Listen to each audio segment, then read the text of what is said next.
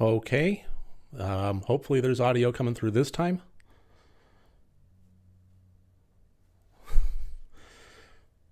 Sound is present. Yay. Okay. Wow. So, yeah. Welcome. We're here. Yay. OBS, fun advanced audio property stuffs. That was actually related to how I changed how I capture things, because I actually wanted to capture things in 4 different audio tracks, and I hadn't accounted for streaming with that. So anywho, welcome to the Marauded recap, I guess, live.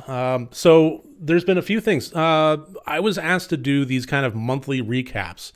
Okay, sorry, first of all, hang on. Welcome, Jackie, Exploitation R&R, Crash Bandicoot, everybody that's joined here. Catherine, oh, so good to see you, Catherine. And Kylo, Adrian, wow, everybody's here. That's awesome. So welcome and thank you for bearing with me as I worked out these glitches here. 𝗘𝗾𝘂𝗶𝗽𝗺, good to see you too. So, so I was asked to do these kind of recap things where I discuss what I watched the month previous. And I know a lot of other YouTubers do that. It's just never something that I've really done. And I also, separately, have been asked to do more live streams. The problem with doing live streams is, what do I actually do? What format fits that best? Hi, Terilyn. Good to see you. Hi, Ben. So I thought maybe I could combine the two and actually make the recap thing part of a live stream format. So we'll just see how this goes and go from there. So one thing I like doing about the recap is I watch a whole lot of movies, and sometimes I'll even watch them for the purposes of reviewing them. But for one reason or another, life circumstances, conflicts, anything like that, kind of winds up in a place where it just doesn't get added to the calendar. So this gives me an opportunity to still talk about them. All right, so let's go ahead and just take a look at the list. So I'm going to show you my Letterboxd account. If you aren't following me on Letterboxd, my username is just Rotted Reviews. Pretty simple. And let's take a look at the diary. All right. So first up is Nightmare Alley. I did watch this. I know people have asked me about it. I never did a review of it. This is one of those ones that I still get to talk about thanks to this. So I'm pretty excited about that. So Nightmare Alley I did enjoy. However, it wasn't my favorite GDT film. And no, I'll talk about everything I watched. I logged everything, Catherine. So yeah, no, I'll talk about everything. I will make with a jib jab, but I probably actually should keep this to about an hour long because it's my partner's birthday today, and I don't want to wind up in Dutch. I've been actually spending all day baking and cooking and so forth, but I should, probably should keep this at about an hour. Nightmare Alley, I did enjoy it, but I thought that it was kind of a movie, and I'll keep everything spoiler free, don't worry.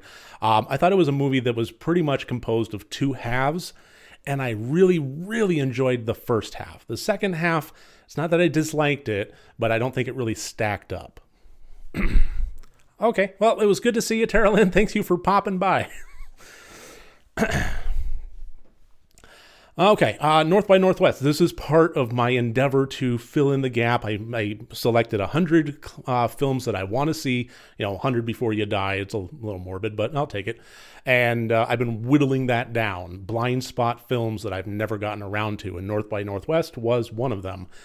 Then Slapface was a movie that I reviewed. You can check out that review if you're curious what my thoughts on it are. Thoughts on North by Northwest was I enjoyed it quite a bit, but if I had to choose between an Alfred Hitchcock, Jimmy Stewart movie and an Alfred Hitchcock, Gary Cooper movie, I'm going to choose Jimmy Stewart. Sorry. And Lady of the Manor, this is one that I meant to review and it just never really fleshed out. This is a film that is kind of, it's not even horror or comedy. It happens to deal with ghosts, but it's just pretty much straight raunch comedy kind of thing. And I enjoyed it well enough. The problem with Lady in the Manor for me is it was a really rough start.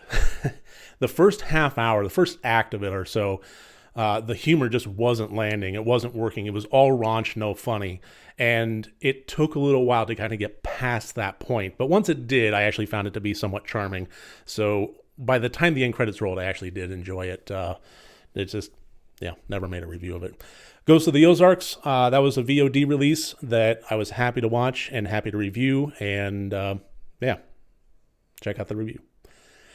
Same with Apparition, VOD release. That one was a bit lackluster as compared to Ghost of the Ozarks. Then the new Scream, finally got to see that. Yay! So now people on Twitter can spoil it to their heart's content. Well, I really still hope they don't, but I finally did get to watch it. I've never seen High Spirits, so I really couldn't say how it compares to that. I don't even know what I would really compare it to. Almost like a very low budget. It was actually produced and directed and starring Justin Long, so Lady in the Manor. But it felt like kind of more a low budget, low effort.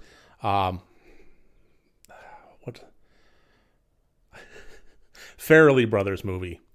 So I mean that kind of level of adult humor, raunch kind of thing, but just so happens to have ghosts in it, and female leads all around, which was actually pretty cool, including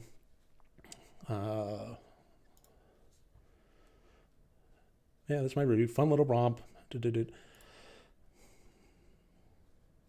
Melanie Linsky and Judy Greer are kind of the two principal characters there. Judy Greer playing the ghost. So, that could be a selling point. It was for me. She honestly did a very good job.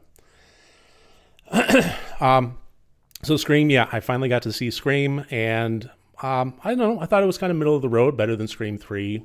I didn't really have a problem with it. I know some people did.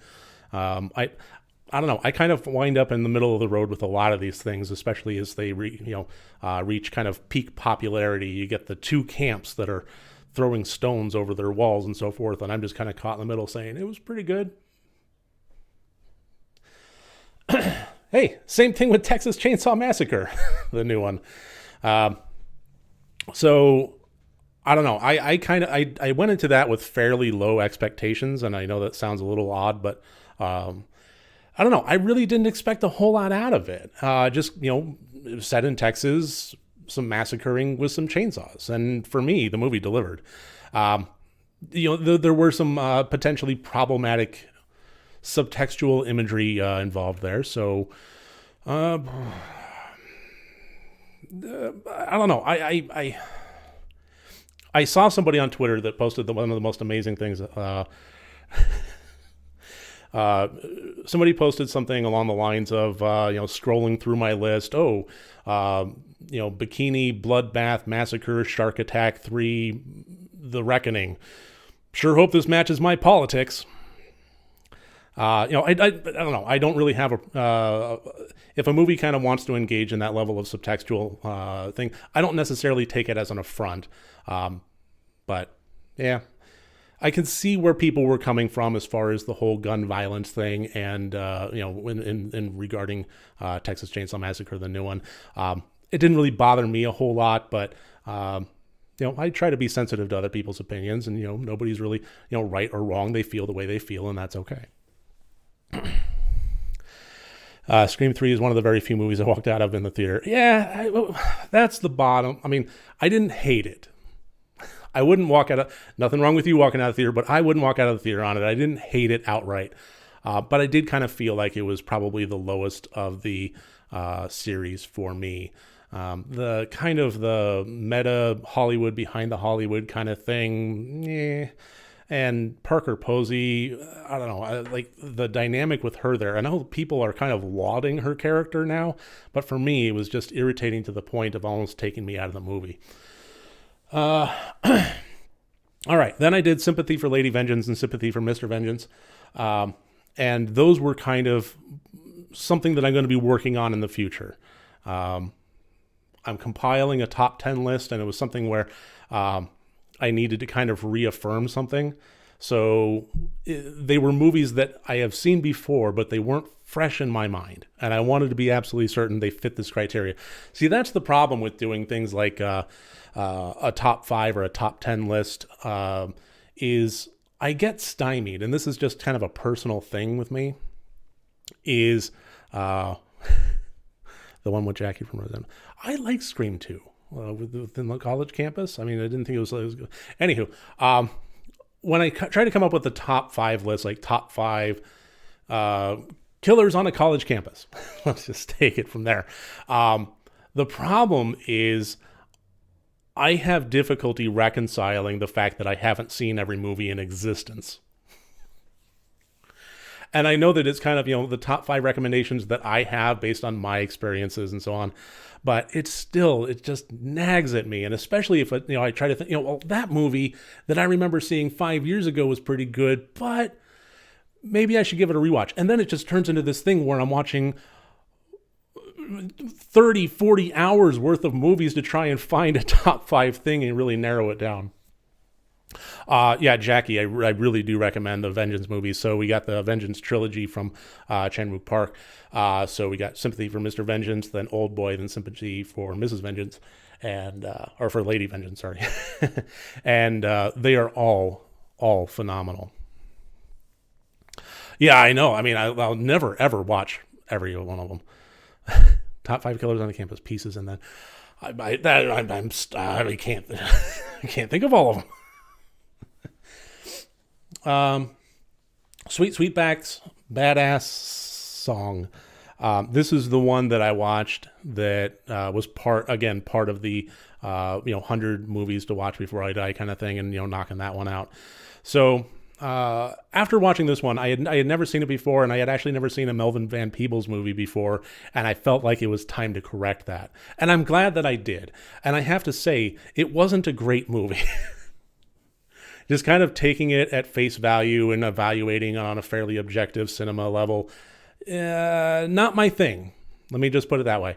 But I appreciated it, and knowing the history behind it and how much of an impact it made on Black culture and cinema in general, I'm extremely glad that I watched it. I understand, especially now after having watched it, how important of a film it is, even if I didn't really care for it objectively standalone as a film. It's just something I'm really glad that I watched. Blow the Man Down. This is a 2019 film that I saw somebody on Twitter talking about, where they were talking about, it's that kind of movie and how much they really enjoyed it. So I don't know, I added it to my list and checked it out, and it was a really decent movie. Again, this is another one that was kind of almost entirely from the female perspective and female, narrative. And I really, really loved it. Honestly, it was a great kind of, how best to put it, crime / not necessarily caper movie.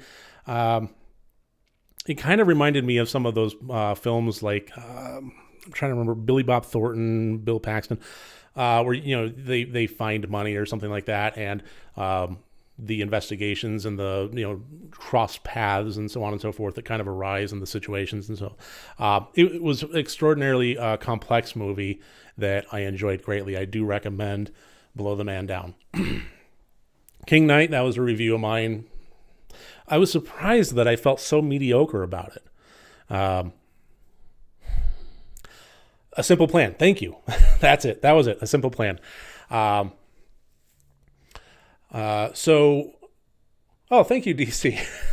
much appreciated. I appreciate that. Thank you. You don't need to give me any kind of super chat. Thanks. I'm just doing this live stream to do a recap thing and having fun with it, and hoping you have fun with it too. King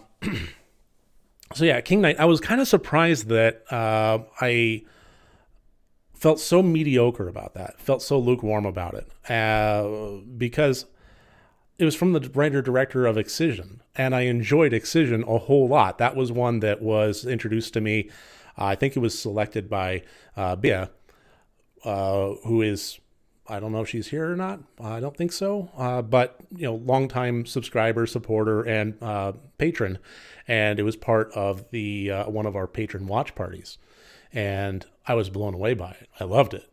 So when I saw, hey, something new from the writer-director of Excision, I was like, yeah, I'm on board. And it was a bit of a dud. What are you going to do? Okay, then we kind of wind up in some interesting territory. So the next 3 movies were all part of a watch party that I attended. Thank you, Catherine. I appreciate that. All the next 3 ones. 𝗘𝗾𝗂𝗶𝗽𝗺𝗀, God, I'm trying not to swear on the channel anymore. Curse of the Pirate Death, 𝗘𝗾𝗂, and Don't in the Woods. All 3 of those were part of a watch party that I attended with Bloodbath and Beyond with Jay. And I actually kind of explained this a little bit in a recent vlog of mine. So if you've seen that and this is going to be redundant, I apologize. But I think for every different watch party or every channel's watch party, I get something different out of it. Sometimes it's really insightful cinema shared with good friends, which is just worth its weight in gold. And sometimes it's just the most god-awful movies in the world that we kick on Tubi with our microphones, and we bust our guts laughing. And for me, the watch parties as a patron of Bloodbath and Beyond are wonderful. And I really felt like I needed an evening of side-splitting laughter. So, yeah, there we go. So, yeah, all 3 of those provided that. Curse of Pirate Death, that was one that had, things are going to get out of hand when you see, there's a problem with doing live streams is I have to recall things and I can't look them up. Problematic, one of the biggest adult male film stars ever. Ron Jeremy. Things are going to get out of hand when Ron Jeremy is in the opening credits. So Curse of the Pirate Death. Yeah, that was an interesting one. 𝗘𝗾𝗂 was fun. It was honestly on its own, just objectively, it was fun. It was one of the cheesiest monster movies ever, but it was kind of set in the 1950s, and it's really kind of odd to see one of those low effort, low budget movies be a period piece. So, I mean, it was kind of clear that they just went to a car show and invited, half a dozen people there. Hey, show off your car. And, why don't you be an extra in the background as well? And they just really made the most of it. And then, Don't F in the Woods. That was something. Stage Fright, another watch party. I attended a lot of watch parties this month. It was kind of necessary. This month has been a little odd for me. It has been a little bit of a struggle, and I have made it through. It's not like I don't think I would have not made it through, but I definitely have made it through with the help of good friends and generosity and kind wishes, and I'm very grateful for that. But this has been a bit of a difficult month. The watch parties have been a big catharsis for me, and I've been enjoying that. So Stage Fright was an element of that. And I did love the Killers singing in Stage Fright. The more I look at this, the more I really don't think that it's a remake of the 1980s movie. This was the 2014 version that we watched on Spooky Astronaut's Patreon. And just taken on its own merit, I thought it was a lot of fun. The idea of a horror musical is really hit or miss. Bye, Adrian. Thanks for joining. Good to see you here. Horror musicals, not necessarily my thing. Thank you, Adrian. I appreciate that. But yeah, horror musicals, not necessarily my thing, but I do, I don't hate musicals. I know that some people kind of I'm winding up in the middle of the road again. Some people do hate musicals, and I'm just not one of them, but it's nothing that I really seek out. However, knowing how few horror musicals there are, I'm always kind of embracing the idea of adding more to the list. So, I mean, I did enjoy Repo. I did enjoy immensely Anna and the Apocalypse. Some of those songs were absolute just bangers. And yeah, I'm happy to see another entry in the horror musical thing, even if I'm not the biggest musical fan. So Stage Fright was fun to watch. And then I had the 4 movies that were part of the Rotted Requests that I tackled in the most recent video that I did. And yeah, that a lot of that was just kind of rewatching to bring it up to speed. So The Love Witch and Censor I had not seen before. Seance and the Manor I had. And it was a weird place. I don't want anybody to feel bad about picking it because there's no way you could have known. And honestly, it's not that big of a deal in the first place. But it was kind of a weird place for both of those because I had watched them long ago enough that I didn't feel like I had, perfect detail recollection. And I really try to have that kind of detail in my mind before I do a review because I want to know what I'm talking about. But it was a short enough time ago that it wasn't kind of like my natural inclination. It's like, wow, it's been a while since I've seen that one. I should kick it on again. It was that weird place between. But I was happy to watch them again and happy to review them. Little Shop is a great, great musical. I love Little Shop so much. I have a soft spot, and I one of my dreams is to do a duet at karaoke of Suddenly Seymour. I think that could be a lot of fun. Jenny and I both love karaoke, and for about the time that we actually started really settling into the new house and our lives together, lockdown hit. I mean, it was probably like 6 months, and then trying to find karaoke in our little town and so forth, and then COVID. So, so that's the movies that I watched. And yeah, again, I mean, it's kind of sparse. It was definitely. Thank you, Catherine. Thanks for being you as well, and I mean that. So that was it for movies that I watched. And like I said, I know that was kind of sparse, but that's just generally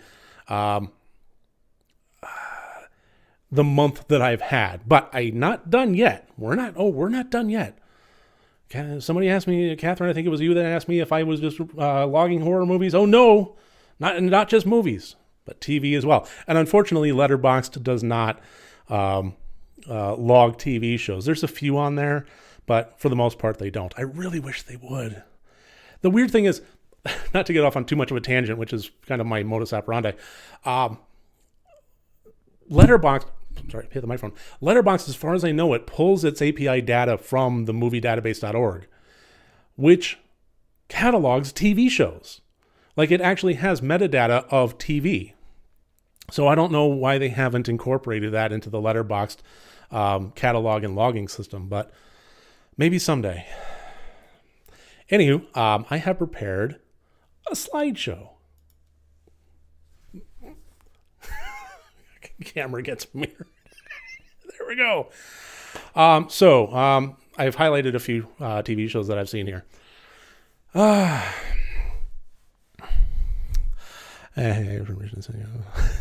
dental situation is being taken care of. We think we have a good plan of attack, and we have the means and methods to tackle that. We finally got the furnace fixed, and we got the final bill in for that. So we're good. We're good. I do appreciate the generosity. Anywho, Righteous Gemstones. I had seen the first season of that, and I saw more and more people talk. I don't know. Some of the humor in it didn't land for me, and of the first season. I enjoyed the show, but it kind of, there was an element of it that hit too close to home with my upbringing. I very much grew up with the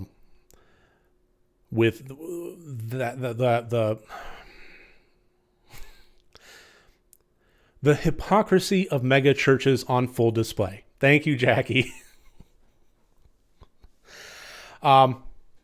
So the idea of having this comedy centered around the hypocrisy of megachurches and megachurch pastors and so forth was, it was interesting to me, but the raunchiness of the humor, it wasn't quite landing where I was expecting it, and I had a little difficulty with it. I don't know. It was one of those things that I laughed at and I enjoyed, but I didn't pursue it further. So when season 2 started coming out, I kind of just paid it never mind and just let it go. And then I saw, as the season was coming to a close, and it is finished now, season 2, more and more people were talking about it, and more people were praising it. And I decided to go ahead and give it another go, and kicked on and binged through season 2. And I think my original opinion of it still stands. There is something about it that, like Jackie just said, Gemstones bother me. There's something about it that does bother me too. I really, really, really could have done without there's an opening sequence in one of the episodes of season 2 towards the latter part of it, where it just turns into sympathetic, constant, one character after another projectile vomiting. And it just went on and on and on and on and on. And I'm just turning my head while I'm listening to this in my headphones, and I'm really just hoping it'll be done soon. And I'm just watching the clock. And that's the kind of thing where the level of humor in where they took it with how raunchy it could get did bug me. The aspect of it, with the church and the characters and their interactions with one another and so forth, I actually did like that. But some of how deep they dug with some of the toilet humor, just I don't know if I'll watch season 3. I did enjoy season 2, but I don't know if I'll watch season 3. So moving on. Severance. I have seen 3 episodes of that now, and I love this show so much. I can't recommend it enough, and it's difficult because I really want to talk about it, openly, but I don't want to give away the premise because that's honestly one of the best aspects of it, is not just what it's about, but how it reveals what it's about. So I don't want to be the one giving that away, but suffice it to say, it is one of my top shows on streaming right now. Studio 666, great practical effects, but not bad CGI. I really want to see that, and I'm kind of disappointed that it didn't go VOD. I was expecting it to go VOD when it got released, but it went theater first. And apparently it's not doing all that hot. So hopefully it jumps ship and it's VOD soon, because I've been wanting to watch that ever since January. That was a movie that I covered in my first Rotted Report, and nobody had talked about it. And then I made my Rotted Report, and this isn't me trying to martyr myself or anything, but I made my Rotted Report, my first episode, and it kind of got lukewarm reception as far as the view counts. And like 3 weeks later, all of a sudden I started seeing Twitter explode with Studio 666 stuff. Why hadn't I, that was the one thing I kept hearing, why hadn't anybody told me about this one? I'm like, I did 3 weeks ago. So, I've been wanting to watch that one. I do want to watch Reacher, Casteller, mentioning Reacher there. That's one that I think Jenny would be interested in, because she wasn't a big fan of the movie. She loved the book, and I think that the discrepancy between the Jack Reacher character and how Tom Cruise portrayed it was too much. And, sometimes, it's not necessarily a bad thing, but it just is. Sometimes you kind of get locked into your perception of a character so much based on what you read that seeing it in a different way on screen just proves to be too much. And I think that was things. And from what I've seen of the series, it matches much better. Severance I did love. And I'm really looking forward to more episodes. I still haven't gotten around to seeing past the first 2 episodes, but I did my video on it and compared it to Severance and so on. I liked it well enough. I'm hoping that it kind of tightens up a bit. And I don't know. I covered it in my video, but I'm honestly kind of scared that it's just falling into the trap of the old guard of TV where it's just a lot of filler and drawn out dialogue that is almost really kind of unnecessary for moving the plot forward. But conceptually, I really like it, and I like some of the characters in it. So I am really hoping up that it does tighten up a bit. Let's see. Let's take a look at some of the chat here. So Deep House is full attention. I like the Deep House, but it was more. It was clever. It was an interesting idea, and it was done cleverly. But I think that the scare aspect of it was kind of once it got past the concept, it kind of turned into a place of kind of decent enough, but mediocrity. Running Man and Pumpkinhead are getting remakes.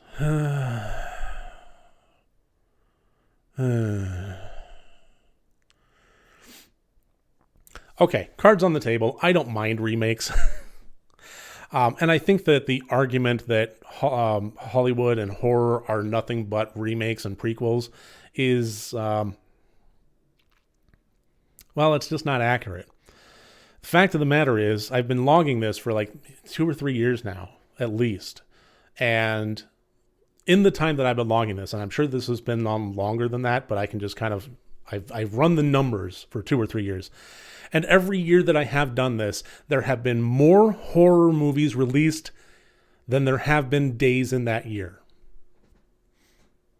And that's definitely not all remakes and prequels. There is so much original stuff out there in VOD and streaming releases, in the little stuff that you might have to, kick on Tubi or pay $1.99 for on Amazon Prime. But there's stuff. Guaranteed there is. If you go looking for it, there's original stuff. It's not always great. Oftentimes it's not, but it's worth watching. Watch more bad movies. Been watching QI. I love QI. I've been watching it ever since, I picked it up around season 5. And, it's been a fun little kind of transition from Stephen Fry to Sandy Toksvig. And, so this is one of my comfort shows. So, I love QI. If you haven't seen it, I recommend checking it out to see if you can find it. Fantastic, very smart, very funny British show. Peacemaker. I love this show. I didn't know how they were going to pull it off. I got to be honest. If you like it, is it really a bad movie? Oh, it can be. Oh, yeah, it can be. I love Helen Keller versus Night Wolves. Dear God, it's a bad movie, though. But after having watched James Gunn's Suicide Squad, and knowing where the character of Peacemaker wound up at the end of that movie, I could not see how they could possibly make a show based around this character. And I'll be damned if they didn't pull it off so well. They turned it into something where he became sympathetic and nuanced and deep, and all the characters around him equally, well, not quite equally, but still very deep and interesting. I loved Peacemaker. And so surprisingly heartwarming. You're absolutely right, Jackie. So, so many good surprises, so many irreverent moments, good blood and gore and effects and so on. But yeah, it had so much heart to it. And that's one of the things I love most about it. You know what? That may be one of the things that I'm missing out of the Righteous Gemstones, is that level of heart. Yeah. And then continuing on with the comfort shows, probably my top comfort show of all time, I definitely dug into this month, and that is Mystery Science Theater 3000. I rewatched pretty much everything from the Netflix season of that, and went through the gauntlet and all that. So, yeah, like I said, this is just one of my comfort things. I mean, clearly. So, yeah, I mean, I it's just a great thing. I'm so happy. I was really upset that Netflix dropped it. I was glad that they gave it 2 seasons. That's 2 seasons more than anybody had been expecting for a decade or so. But I was still kind of upset that they dropped it after 2 seasons. But I'm happy that it's back. Or they actually just finished wrapping filming of their next season, and they're gonna. I don't know if you've heard about this, but they're going to be hosting themselves.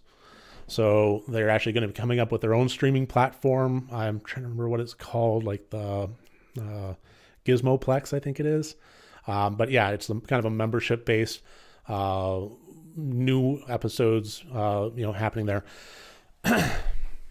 Yeah, MS Twitch channel, which they play. Yeah, and I think that there's actually a couple of MST3K channels devoted to, like, kind of on the Pluto network or the Plex TV kind of things going there. So yeah, it's good stuff. If you haven't seen Mystery Science Theater 3000, just look it up. I think it's one of the best things ever.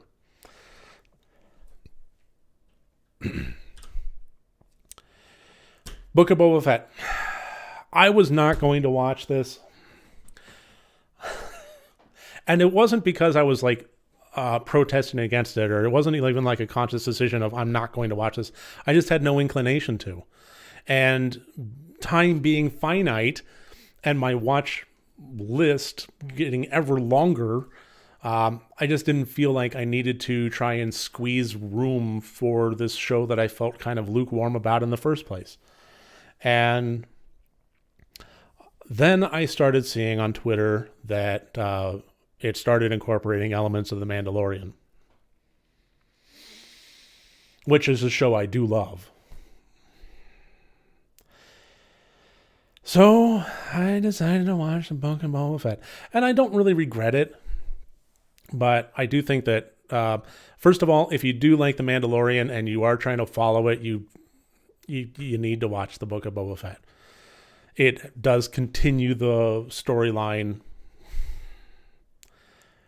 way more with The Mandalorian than it actually does Boba Fett. And that's really all I'll say about, kind of anything that might sound like spoilers. But yeah, it kind of becomes, I don't like that it turns into almost a hostage situation where if you like this show, you're going to have to watch this one too. But it is what it is.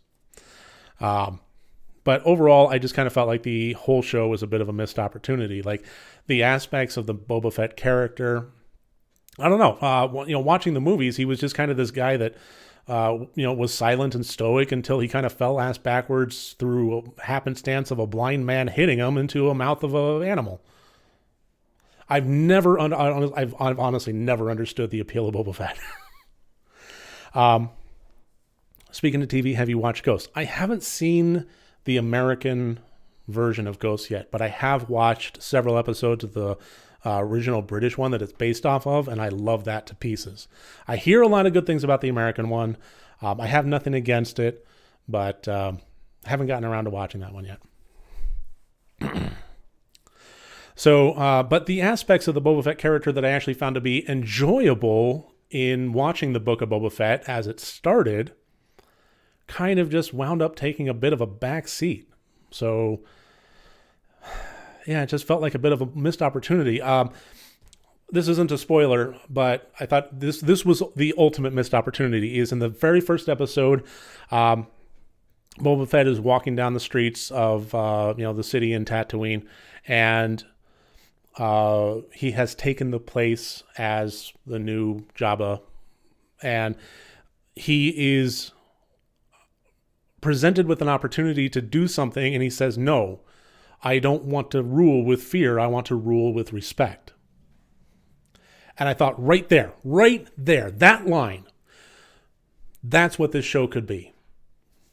If he wants to try and rule with respect and then have all the odds stacked against him, have conflicts constantly pop up where he's forced to show his hand, to use force, and to wind up conflicted with himself about how he wants to proceed as this person sitting in this chair, in this throne, whether it be through fear or be through respect. And if it's the latter, how to go about that. That would have been an interesting show. And it kind of felt like they just dropped it entirely. Rant over. This is why I like these recaps, is I actually get to talk about these things. And then lastly, Murderville. This was something that I was really looking forward to ever since I saw the trailer. It just seemed like fluff. Comedic fluff in the best way possible. And I love Will Arnett. There was something that was done on an April Fool's Day years ago called Netflix Live. And it was one of the best things ever. I think you can still find it, but I think that it has like a big watermark and a diagonal on it, like, previously live, that kind of thing. But I still think you can find it, and it's still worth watching. And it's basically just Will Arnett narrating anything. Somebody will be using a microwave, and the camera will be pointed at the microwave as they put a burrito in there and set it for 3 minutes, and he'll just be singing in the terror. Oh yeah, 3 minutes, that's a good time. You got to be careful with them burritos. You take them out too early, it's just gonna be ice cold in the middle. You're being a little impatient there, champ. It's the best thing ever. So the idea of is there something like Letterboxd for TV? Not that I know of, and that's the real pain of it. This is my Letterboxd for TV. This is my handwritten list. I purposefully kind of log what I've been watching here so that I can throw up some posters during this live stream here. But so Murderville kind of felt like maybe it could scratch that same itch as Netflix Live. And I enjoyed it immensely. I would say that maybe out of any 4 jokes, maybe one of them will land properly, but it's so gold and they happen so fast that you don't mind the other 3 being kind of somewhat lukewarm. And so I loved Murderville. And I think, that's about it as far as what I watched in February. So at this point, we got about I don't want to go any further than about 15 more minutes. But I mean, if there's more questions, otherwise we can go ahead and call this a day. But if there's more questions, I'm happy to answer them, and I'm always comfortable making with a jib jab. Yeah, Marshawn Lynch did have some very surprising comedic timing. I was really. Look up on YouTube if you haven't seen it yet, the outtakes, some of the behind the scenes outtakes there. So especially some of the ones with Ken Jeong was just some of the most brilliant stuff ever, and I don't know why they wound up on the cutting room floor.